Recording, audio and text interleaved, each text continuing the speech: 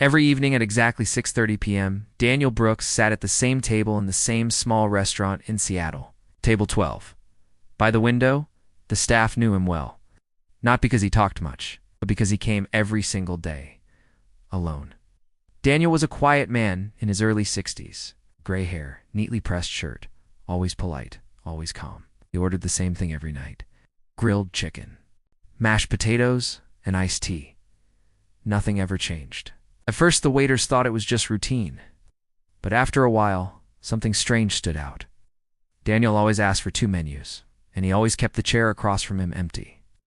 Every night. One evening, a young waitress named Emily finally asked about it. She had only been working there for a few weeks. As she placed the menus down, she smiled and said, "Are you expecting someone tonight?"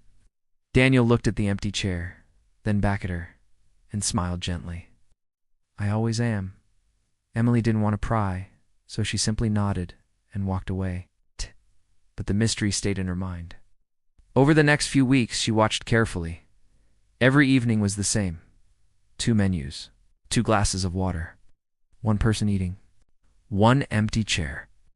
Sometimes Daniel even talked quietly while he ate, like someone was listening. One rainy evening, the restaurant was nearly empty. Emily brought his usual order. Before she could walk away, Daniel asked, "Can you sit for a moment?" Emily hesitated, but the restaurant was slow, so she pulled out a chair. Daniel looked at the empty seat across from him. "That used to be my wife's chair," he said. As Emily stayed quiet. "Her name was Margaret," he continued. "We came here every Friday night for almost 30 years. He smiled faintly. Same table, same food, same bad jokes. Emily felt a lump in her throat. "What happened to her?" she asked softly.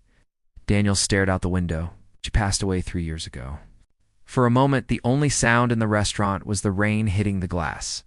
Emily didn't know what to say, but Daniel continued. "After she was gone, the house felt too quiet, so I started coming here." He glanced at the empty chair again. "It feels like she's still sitting there." Emily looked at the chair too. For the first time, it didn't feel empty.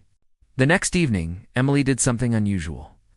When Daniel arrived, she set the table a little differently: 2 menus, 2 glasses, and a small flower in the center. Daniel noticed immediately. "That's new," he said. Emily smiled. "Margaret deserves flowers." For a moment, Daniel looked like he might cry, but instead he laughed.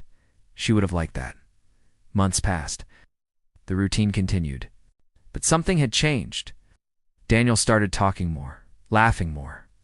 Sometimes he even told Emily stories about Margaret, about their first date, their wedding, their travels.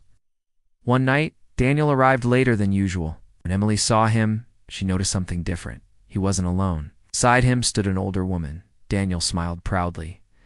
"Emily," he said, "I'd like you to meet my sister Claire."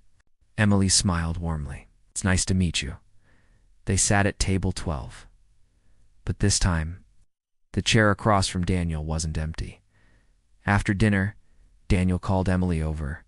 "I wanted to tell you something," he said. Emily leaned closer. Daniel glanced at the chair beside his sister. "For 3 years, I kept that seat open because I wasn't ready to move forward." He paused, but Margaret always used to say something. Emily tilted her head.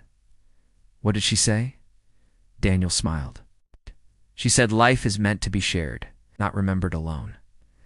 That night, for the first time in years, Daniel left the restaurant without looking back at the empty chair, because it wasn't empty anymore. Not really.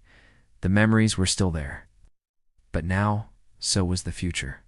Sometimes the hardest part of moving forward is letting go of the chair we keep empty. But life has a way of reminding us there's always room at the table for someone new.